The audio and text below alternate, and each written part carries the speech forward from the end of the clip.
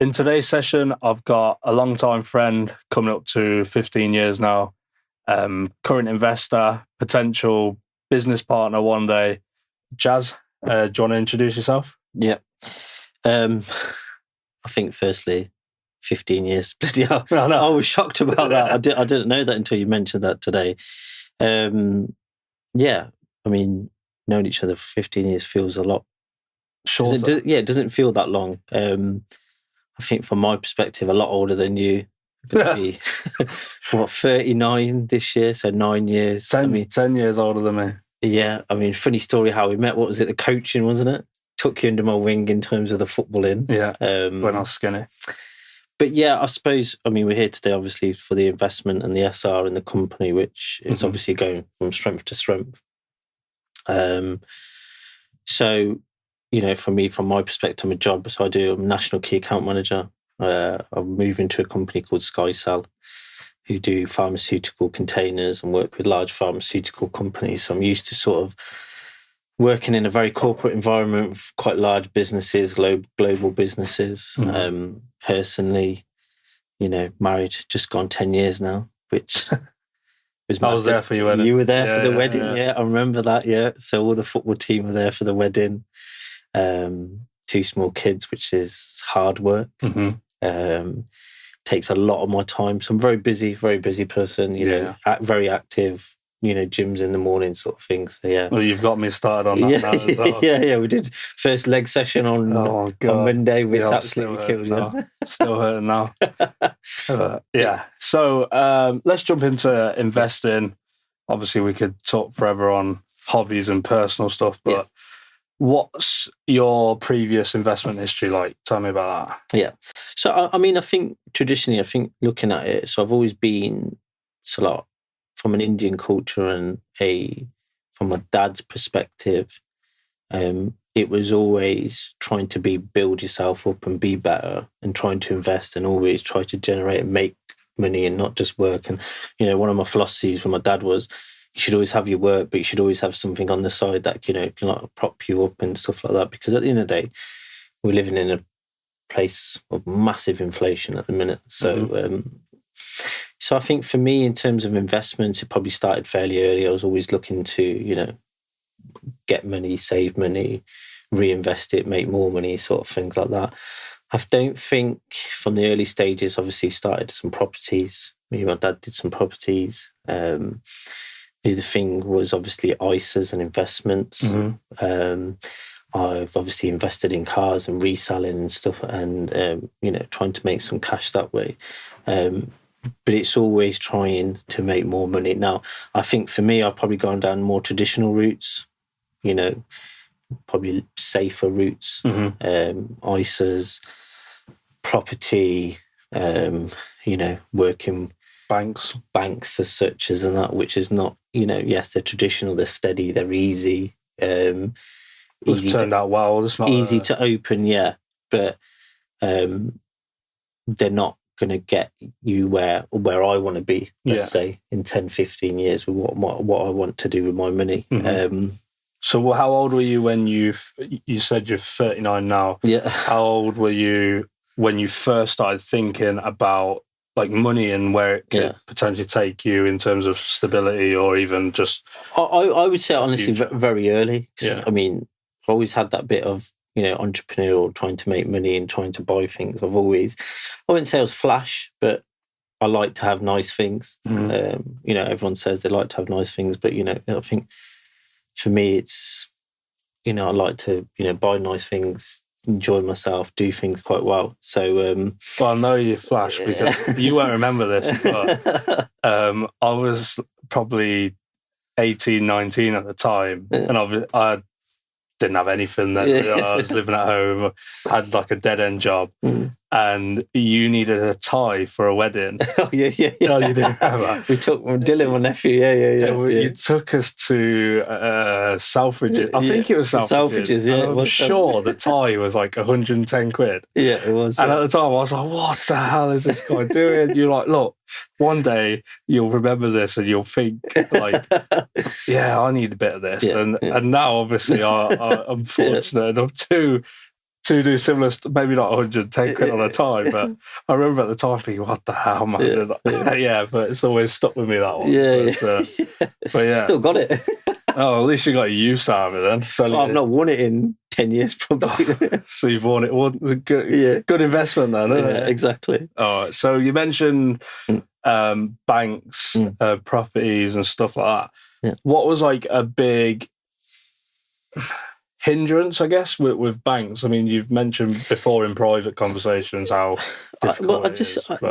For me, I think it's so hard to deal with. It's the constant, trying to get through to call centres, just trying to make little changes. And like now, it's just the little things dealing with banks in terms of, trying to pay, for example, paying a check in or trying to pay cash in, and it's only certain times, and it feels like you have to make that effort to go to a bank, and you have to, or because everything's online. But I don't, I'm quite a people person. I like to deal with people direct rather than trying to deal with somebody over the phone or do something internet banking. I believe in working with people, but I know I have to change a bit like how the world is. But yeah, I just found them a massive hindrance in terms of trying to work with them and trying to access money and loopholes. And, for example, I opened an account once and I really needed access to the money, and I wasn't aware at the time. Obviously, it was a massive learning curve, but I had to take the money out, and I got a massive penalty fine for it. Oh, so you actually lost money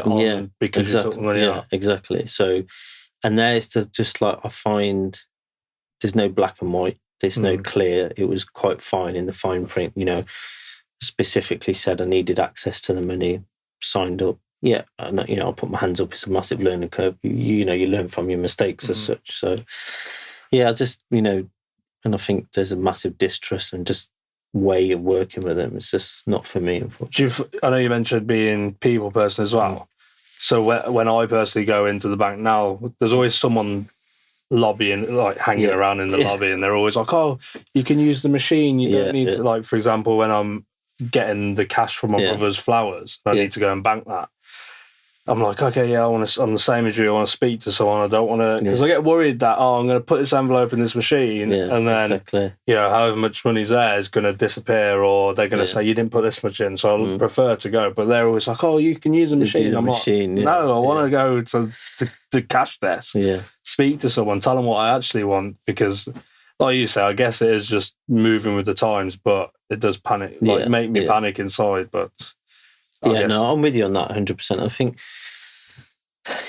for me, in terms of investment, so like my kids' funds and stuff like that, for me, that's really important to me. And I just want to go in, deal with somebody and make sure everything's secure. Because for me, at 39, I sort of feel like I've not done my life, but I'm settled. You're a fair bit through it without being disrespectful. Yeah. And I don't need anything like in my 20s when I was trying to be flash or anything. I don't need any of that. For me, it's all about them now. Yeah. So your kids are still young as well, so you've got exactly, and it's for their future. And I want them to do stuff that I never probably not got the opportunity, but stuff I want them to explore more and find out who they are as a person before anything. So that's what's really important to me, having that communication. So you said about them like exploring. Is that just exploring like life in general? From my perspective, when I was say like turning into, let's say 21, I was a bit lost in terms of like pressures from maybe parents. I mean, you mentioned earlier about Indian culture. Like my grandparents, for example, were always quite stiff with, go to uni, go do this, go that. Exactly. But obviously I didn't go to uni, so then I was getting absolutely hounded for not. So when you say explore, do you mean things like that, or do you mean like the world in general? Yeah, I think a bit of both. I mean, for me, I think the first and foremost for anybody, and especially when it comes to investment as well, you've got to know who you are. To know who you are, then you know where you want to get to, sort of thing, as such. Not, not trying to chase everything, but for me, it was for them to explore, to do what, build them a foundation.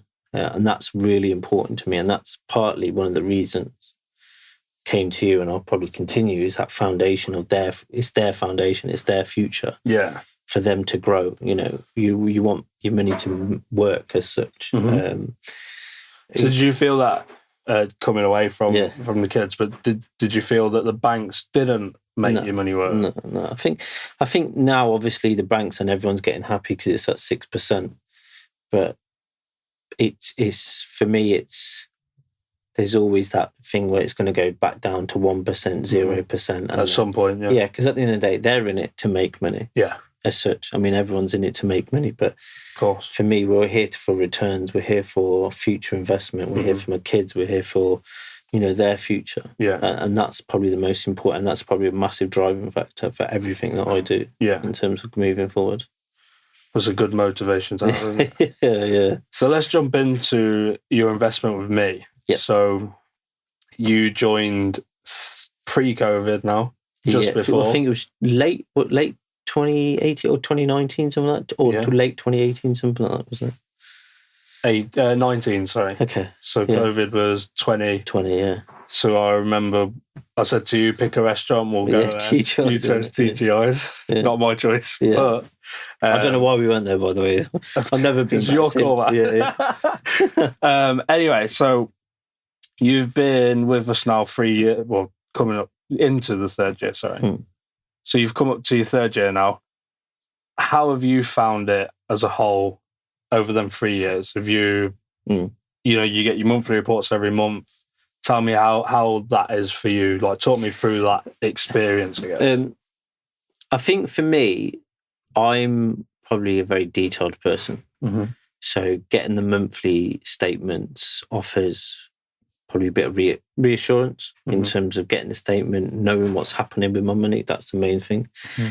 Understanding where the gains are, the percentage increases, knowing what the market is doing is massive. I think your little detail in terms of where you write, I think, was it, well, admittedly last month, so I've not read it. But oh, brilliant. I know what you mean, like this, for example, the stock summary. tips. And I think you did mention, because I think I was away at the time, but you mentioned Netflix and, them reports and what the market is doing and how it's fluctuating and, what's happening with oil prices and who's going up and who's trending, etc. I find them really valuable because then I think from there I can then ask you questions and probably, ask what's happening here, why are you doing this? Yeah.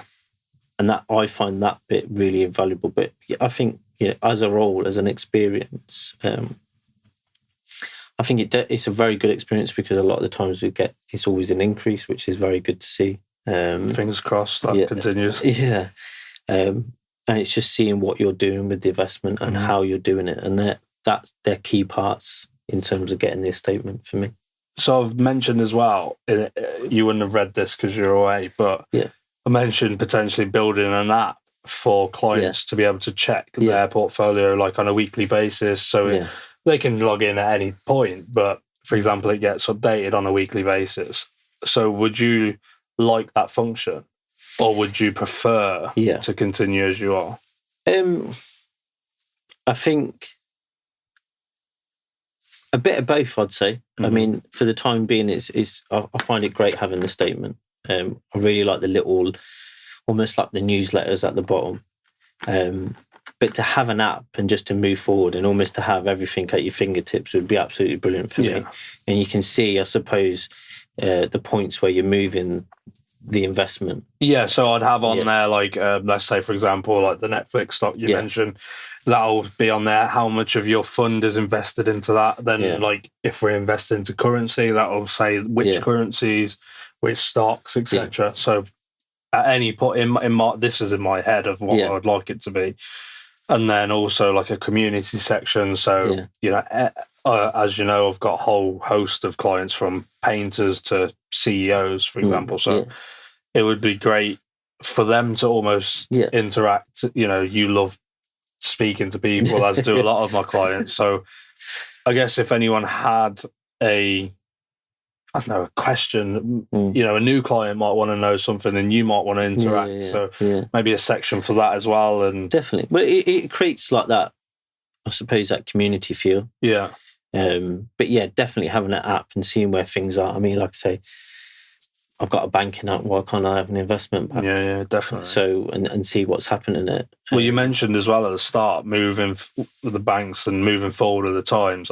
I don't want my company to get stuck in like 2010, for example, and be like, okay, we still send emails in 10 years' time, whereas really everyone has an app. You know, one of the lads who we met in Dubai, I won't say his name, but he's just come up with an app for his PTing and whatnot. So, you know, obviously in Dubai, everything's in the future anyway, isn't it? Yeah, of course. But I think the good thing is, I think the only thing with the app, and I don't think you will do this, is losing that one-to-one communication and that personal touch that you offer with the investment. Having the app is great, but sometimes sending a WhatsApp or sending a text or picking up the phone is invaluable as well. It's massive. And to have both would be brilliant. And like I say, at this minute, we've got both in terms of the statement. And people can still message. And you can still message. I can still pick up the phone and see what's happening in terms of... And also, I think that element, them two elements, it just builds trust for me. Yeah. And it builds trust in terms of investors and stuff like that. So, for example, you know, I think I've referred, 3 or 4 investors. Yeah, 4 people now. And they've all said that having that trust, having that communication, that they can message you at any point, pick up the phone and speak to you, is invaluable because, you know, at the end of the day, I think no matter what, people's money is important and they need that reassurance and they need that trust. So, yeah, and that element of it is really good. Is the trust the main reason why you refer people? Because I obviously don't come up to you and say, refer. Look, I know you've got friends, refer them all to me. So is it the trust that makes that? Yeah, I think so. I think obviously nice returns as well. It's like, for example, buying a car. Like you go around a showroom, whoever shows you a bit of trust, they want to help you and stuff like that. Yeah.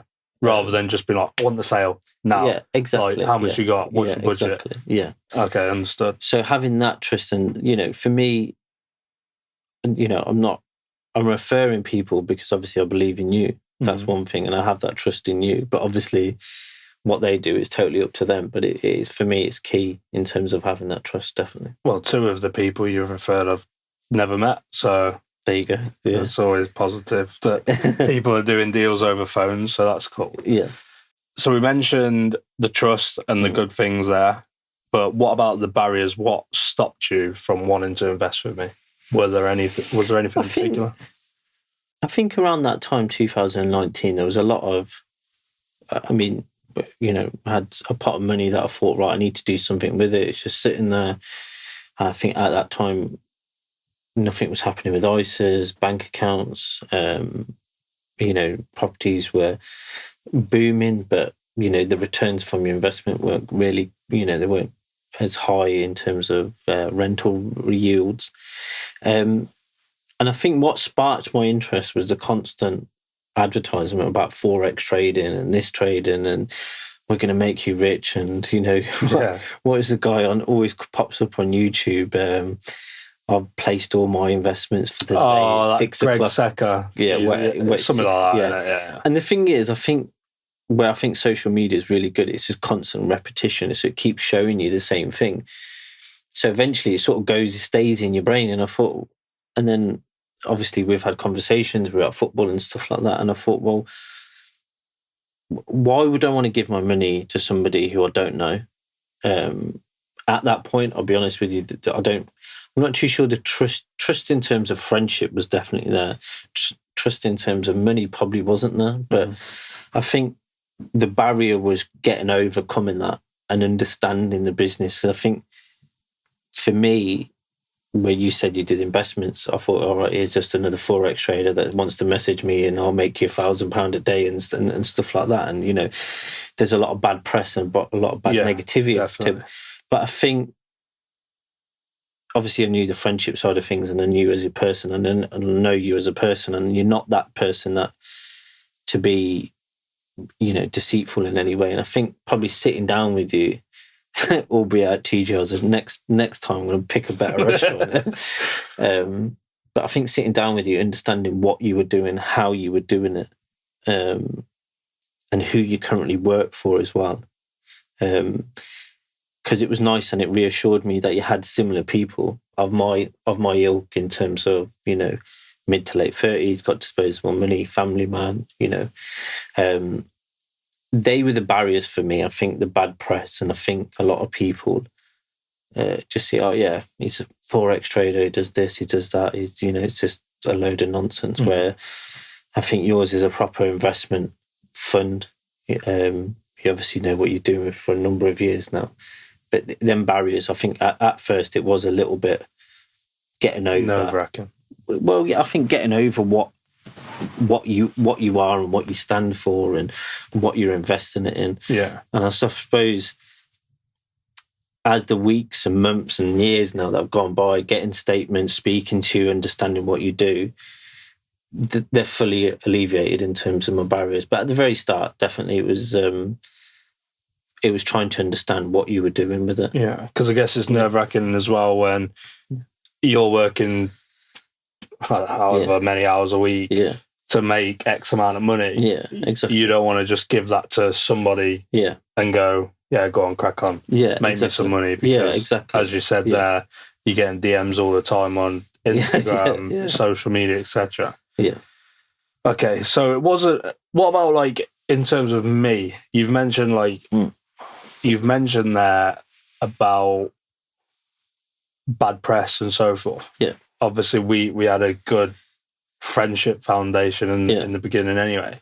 So was it just a case of getting fully understanding when we sat at TGI's? Yeah. Fully understanding where your money was going. Yeah. What it was being invested in. Why I do help other people as well as myself. Yeah. And how I move forward is yeah, definitely. I think I mean, it was understanding the business. I think for me, and I've always said this, you know, you take the personal out of it. It's all about the business. It's all about what you're doing. You know, we got a great friendship, but at the end of the day, if I, at that point, if I didn't feel it was right, I probably wouldn't have invested. But I think the detail orientation in terms of how you went through things was definitely key, because then I understood now, right, okay, it's not what it's so-called advertised. It's not this Bitcoin franchise or anything like that. Yeah. So it was reputable. It was legitimate. Obviously, you held to standards as well in terms of the UK government and I don't know the financial services, but it's that sort of thing that you know that you've got a legitimate business here. Yeah. You know that you're dealing with somebody that works within parameters and doesn't take huge risks in terms of you know, being careless with your money sort of thing as well. You mentioned there about taking the personal out of it, and we've had multiple discussions and opportunities with another friend as well, haven't we, about potentially investing into another business as another piece of the pie, I guess, with him. And I fully vouch for you when you said take the personal out of it, because even then we're sat at a table, the three of us at a pub in Kenilworth, and you two are shouting at each other, and I'm just sort of staying calm thinking, how are we going to talk to each other tomorrow? And then obviously like you said, because you're able to split down the middle, you've got on one, like potentially the left side, you've got the business side and then a personal side as well. So is there any other like avenues in your life where you've had to do that? Yeah, I think a lot of time, I think on the day-to-day, it's sort of, you know, working in massive corporations, it's always been like that case, because it's, you know, you're dealing with people and they know about your family. You know, if I'm at work, for example, so I worked for a huge freight forwarding company, you know, I'm at work 8 hours a day, 5 days a week, you know, I'm with these people more than my family. They know me inside out as such. Yeah. And I've always had to separate that personal to business. I'm very calm and very detailed orientated. So for me, I've always been able to do that because, you know, I don't believe in, you know, getting aggressive in terms of when it comes to business. You've got to be focused and you've got to not allow the personal, because that's when you allow your emotions to overtake. And you can now, and that's why I feel comfortable. I feel really comfortable 3 years down the line that I know that I've made a right decision, because I've just focused on the business. Yeah. And Our friendships never come into that. No, not when, and even I suppose the people that I've referred, it was never a case of, all right, you should do this, he's brilliant, he's this. I've never done that. This is a guy I know. I've invested myself. I've gone through the details of the business with him. I trust him. He's done a great job so far. However, go ahead and speak to him. And then people have gone off, and luckily they've invested, but it's never been a forced decision. And that's you've let them make their own of course. decisions. Sorry. And that's where I feel very comfortable years down the line, that I know I've made a great decision because I've separated the two as such. So we touched on the reports earlier. So like you what you liked about them. So how have you found, because a lot of people, they only speak to me through that one report. That's their own. They don't want to talk to me. They don't want to know what I'm doing. They don't want to know where I am, who we are. All they want is that the number last month and this month. That's it. So for you, how have you found the communication? I think it's not just that, and that's what I like about it. It's not just, right, I get a statement. I think I did message you a couple of months ago and saying, oh, what's happening in this stock? Should we invest in? And I think, I can't remember the full details, but I think you read into it, looked into it, and you did say, actually, that's probably not the right way to go because of this, this, and this. Yeah.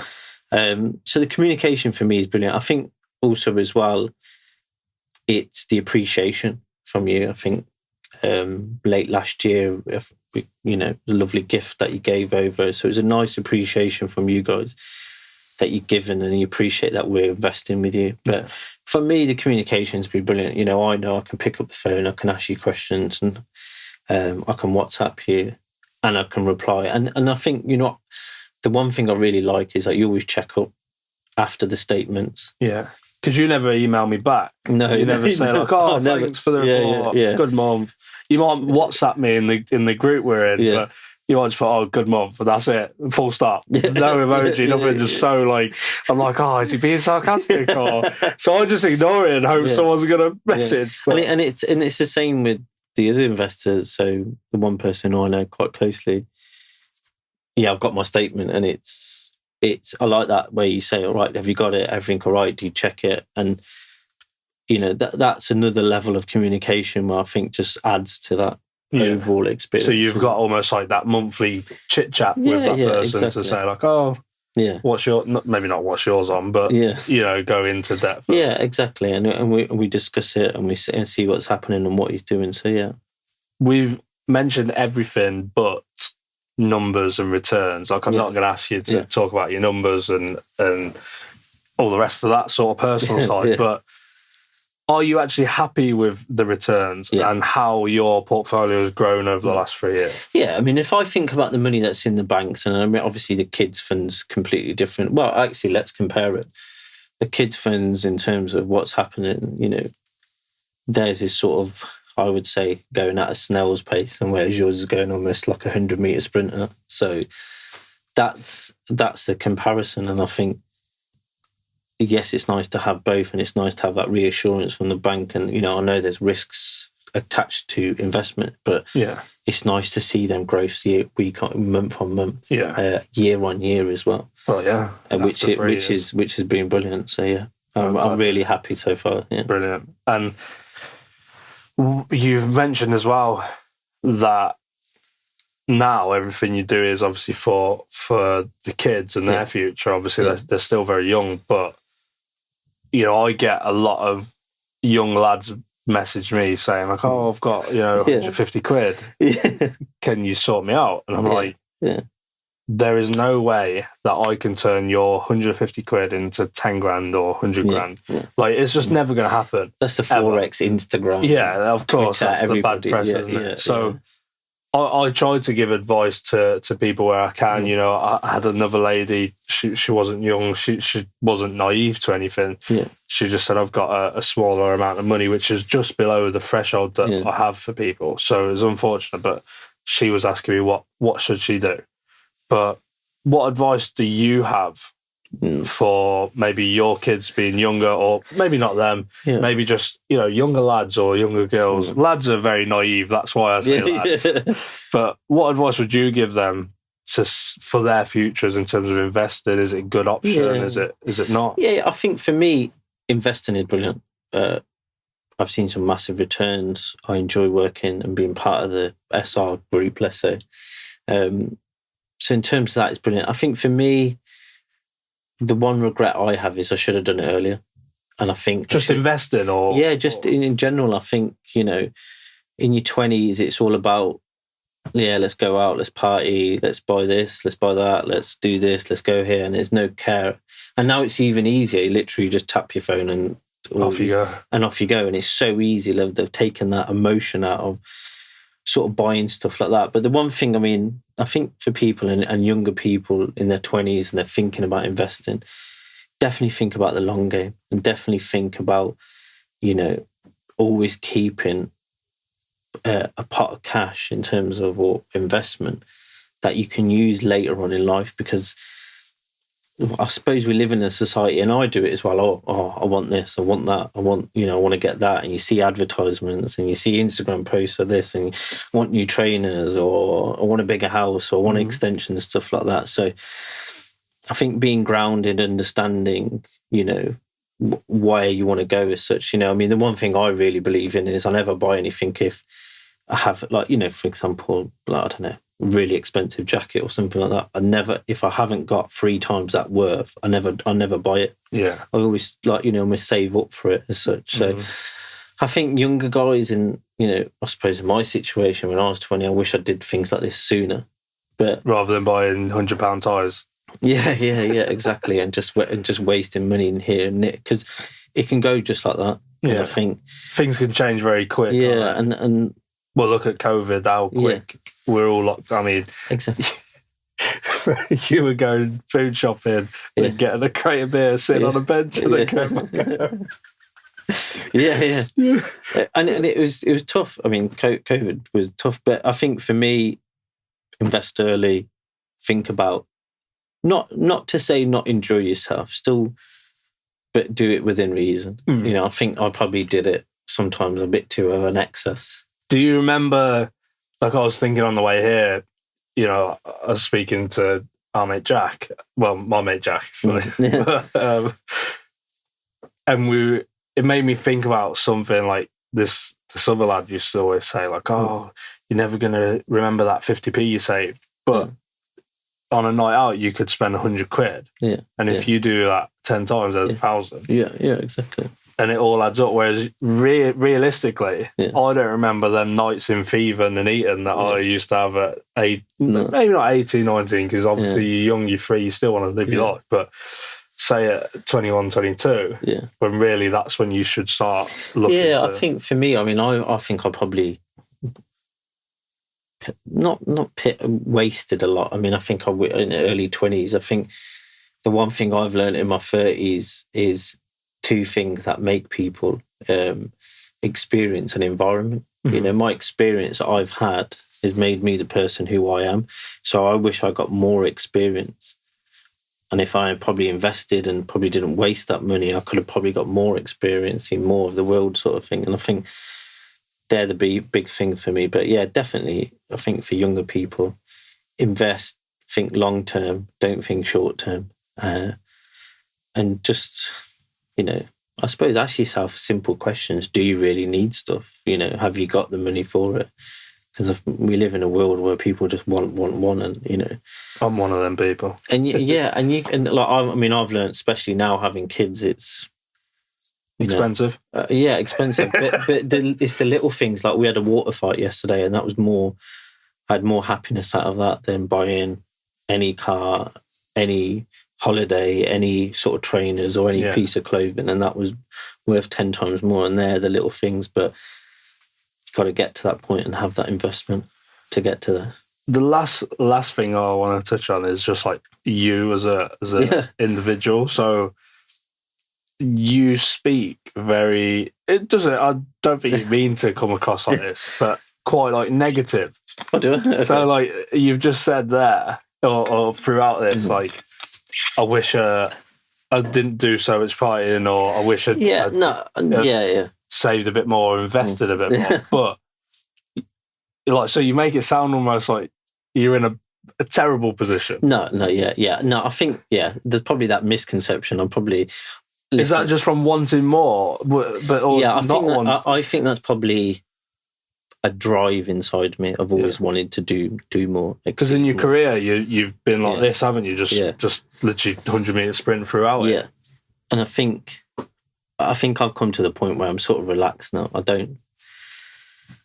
I want to go on good holidays. I want to eat good food, and for me, it's just simple things. Not that really just I don't strive to do anything more. But no. Listen, I don't regret anything. I think regret's a bad thing, but I think if I learned quicker, that could have been. But I suppose that's more for people that are wanting to invest as a younger people. I would say probably invest earlier rather than going out every Friday and Saturday night because it's not going to get you where you want to be. No. I mean, for me, I'd rather be sitting in Italy, sipping on great wine in Sorrento like I was last week than going out every Saturday night. And they're the things that I think for me. But I've done well, but I think there's a drive in me to do better. Yeah. No. Well, perfect. Well, thank you very much for coming on. I appreciate it. It will get uploaded at some point, but thank you very much. Thank you. So, cheers. All done. Perfect.